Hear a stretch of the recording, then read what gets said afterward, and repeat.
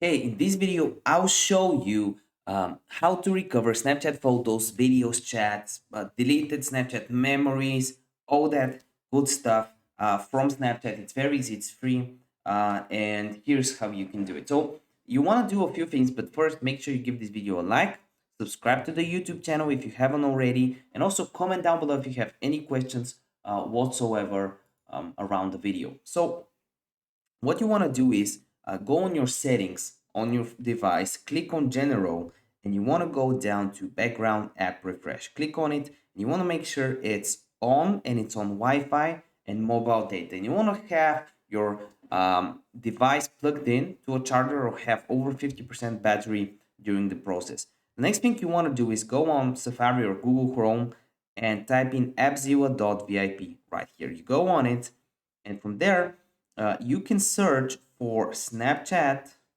plus plus, and you want to inject it to your iPhone device. There's also ways to do it on an Android, and there you can actually recover all this because it's stored within the app. If this video helped you out, give it a like, and I want to see you in the next video. Bye.